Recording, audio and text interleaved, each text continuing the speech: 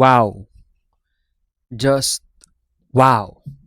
I have no words for that main event. That main event was so good and could probably be one of the best WrestleManias that we will ever have in history.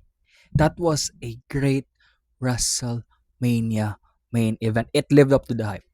That's all I could say. It lived up to the hype and could possibly be the best WrestleMania main event of the decade, and is, I think, the most recent WrestleMania main event where it was just pure graps. There was no interference, no disqualification, no ref bumps, just straight up 1-on-1. We almost had a DQ, but I take the commentary said it was a leeway because we don't want to end WrestleMania with a disqualification because Roman Reigns used a steel steps to attack CM Punk, and it was a DQ. It was supposed to be a DQ, but it was a leeway because we don't want WrestleMania to end in a DQ. And yeah, the main event is so good. Like CM Punk came out with the promo or like the video package using his ROH theme song. I forgot the name of the theme song, but they used the ROH theme song, and I was in complete shock. I was jumping for joy because that is one of his most iconic theme songs, especially in the Indies. And I think he used that once in AEW. And you have Roman Reigns coming out back to his old theme song. The theme song where he was the original tribal chief, where was the OTC, where he was holding the title belt for a long time. Like that theme song, not the choral one, the original theme. And it was so good. CM Punk also, as well, after the video package with ROH theme song, came out to no theme song with just a crowd chanting his name. And then when he said it's club rain time, the theme song hits, and it was so good. Like it really felt like it is the WrestleMania main event. And boy, it lived up to the hype. I have nothing else to say. I love this match and could possibly be the match of the year for WWE. That's all I could say. It could be, as of right now, the match of the year for WWE. It could also be one of the best matches or possibly be a contender for match of the year for the whole wrestling industry. It was that good. And I think Mark Henry said in an interview that is the best WrestleMania match since The Undertaker and Shawn Michaels. And it is a bit parallel because their attire was almost the same. CM Punk in white, Shawn Michaels was in white in WrestleMania 25, Roman Reigns was in black, Undertaker was black. So it was good. It was parallel. And bro, the storytelling of this match, the way they carried this match, it was great, and it ended. The match ended. It connected to the promo that they had when Roman Reigns said that CM Punk was old. CM Punk was tired. He was old, he was tired, and I'm getting blurry and all that stuff. But hey, CM Punk did not win because he was tired. There we go. I got to fix the camera once again. So CM Punk lost because he was old. He could not finish the match because he was tired, and Roman Reigns capitalized on that.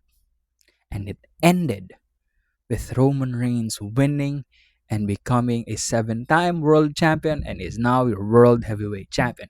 Roman Reigns said he will be here. He was back a full time up until SummerSlam, I think, because he said whole summer he'll be here. So we don't know what's next, but we're sure and expect that Roman Reigns will be here full time.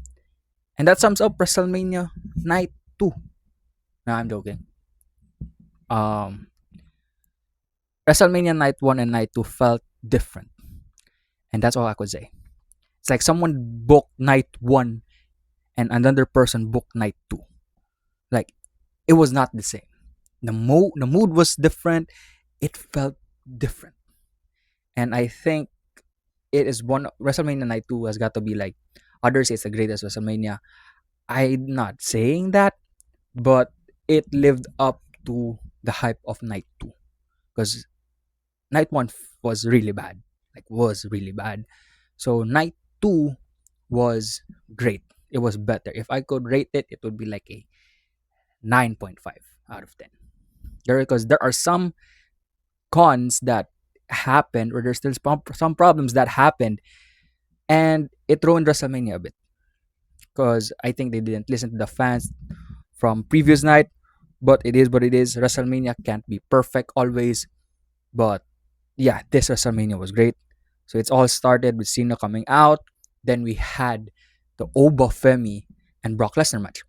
That match was great as an opener. Like, it was excellent. I mean, excellent. Not great, excellent as an opener. You had Brock Lesnar, you had Obafemi. What else do you want? And it ended in just 5 minutes. That is the most, or the maximum amount of time you want as a fan for a match like that. And they delivered. I am blurred again. I keep getting blurry. And it is what it is. But we'll just fix that soon. I'm back. So yeah, it is the type of match that we wanted. Obafemi kicked out or ate the F5. And that's great. I keep looking at the camera because it keeps getting blurry. But yes, we're back. And yeah, he ate the F5. He did the choke slam. He did the fall from grace, or this finisher powerbomb. And it's 1, 2, 3, just like that. Brock Lesnar is done. And Obafemi won, and everyone rejoiced. It was that good. And at the end, I think Brock Lesnar asked for time in backstage, was no one, and nobody expected it to happen. It was based on reports. No one expected this to happen. They gave time for Brock Lesnar, for the fans who appreciate and cheer him. But then he untied his boots, he removed his gloves, and he left it all in there. He gave the X sign. If you don't know what the X sign is, it means someone is legitimately injured. But if someone's not injured, it means what they are doing is off script and it's real life. So it means that Brock Lesnar is retired. And Obafemi is the guy that retired him. And it's also good because Brock Lesnar handpicked Obafemi. And I think everyone is like thinking that maybe he'll have another match for SummerSlam in Minnesota against Gunther, because Gunther is the career killer. But I don't see that one. His match being, his final match, I mean, being against Obafemi, and him going out that way is great, because it shows that Obafemi could be the next Brock Lesnar for the next generation. So it's just like passing off the torch. And I know everyone's dream match is Gunther and Lesnar, but if this is Brock Lesnar's final match, then it was a good one. It was a great one to leave on. And shout out to Brock Lesnar for an amazing career. Shout out to Paul Heyman for being a great wise man for Brock Lesnar. And that duo is an unstoppable duo. So shout out to Brock Lesnar for his retirement. Next, we go on to the ladder match. The ladder match. This wherein I had a problem because you did not put the entrance of JD McDonough, Dragon D, who had a good attire for his entrance with the great wings and all that, and Rusev. You did have those three people for their entrance. I was great. It was crazy because I was like, why are they already in the ring? Like, why are they there in the ring? Because like it's unusual. Sorry for my throat, but it's unusual. So yeah, it was crazy. And shout out to Rey Mysterio for having his old entrance back where he jumped out of the stage. You also have Javon Evans doing his like genuine reaction, like, oh, like this is real. And then you also have Penta with the Shao Kahn reference. Like, it was good. It was a great ladder match. Like, it was fun. The bumps that or the spots that JD McDonough took, like give him flowers for all that stuff. Give him flowers. They were always flying there. And Rusev was the guy, the big guy that would really attack and like be the strong guy there. He did great as well. Like, bro, the spots here are crazy. The OG cutter from Javon Evans, the Mexican destroyer to the ladder, like a lot of spots. And I tell you, just watch it. It was fun. Like, it was fun. But yeah, Penta retains. I'm still good with that one. I'm still happy with that one because he has been a great intercontinental champion and possibly be once. I think if he drops the title, he could be in the next world title picture. We will see about that one. But shout out to this ladder match. It was great. Give everyone flowers because this was a great, great match. Next match is our United States Championship match. I think yes, it was our United States Championship match, and I just gotta say the aura in this match. Trick Williams, it was good. The aura he had, like Liliati being there, like shout out Liliati. I liked him as a not general manager, but a manager. He's good as a heel manager, and I like that one. And I think his role models is Paul Heyman. That's why he doesn't want to become a wrestler. He wants to become a manager, and he fit his role perfectly. I know some people got annoyed of his uh, side. What do you call that? I forgot, but like his chance after during the Trick Williams entrance. But if you watch Booker T in NXT when Trick Williams was still in NXT, Booker T was doing the same thing and everyone loved it. So I had no problems with it because I was also enjoying it as well. So yeah, it kept everyone hyped. And this match, all I could say is that it was a good match. But for me, it lacked like I think a minute or two, or you could say like 4 minutes maximum, because it felt short, but it delivered. You know what I mean? It's like this. It's the same thing in night one. Matches were short, but sometimes it delivered. Some of the matches lacked, but this match, with a short amount of time, it delivered. And yeah, shout out to Trick Williams for hitting the trick shot. And now he is the United States champion. And I think Sammy is going to go heel and Trick Williams is going to go face, but I am not sure. Because the way Trick Williams was like moving, it was still heelish. Sami Zayn was a bit babyface, but no one liked him. So we will see what's happening next post WrestleMania. But shout out Trick Williams. I hope and I really hope that he will continue the United States Open Challenge for SmackDown. And yeah, shout out Trick Williams, shout out Liliati. I want to see Liliati more in the WWE. And yeah, that was a great, great match. Next is the Demon versus Dominic Mysterio. That match, okay, I just enjoyed it because it wasn't a squash match, but it was a dominant match from the Demon. Like Dominic Mysterio had his hits, his spots, and all that stuff, but it was just really Finn Balor. It was just really the Demon. Like it was a no DQ. Like they announced it on the pre-show. It was a no DQ. I knew it because it was on social media, and everyone was shocked. But why is this not a no DQ? But I think adding that stipulation of the no DQ match, it elevated or it helped the match to become a great match. Like it was good. It was a dominant match, and it showed that the Demon is this strong character. Like they're trying to build back the Demon as this scary and strong character, and I think this match helped it. So yes, I love this match. This was a great match, and I hope that they're going to bring the Demon character back when it is needed.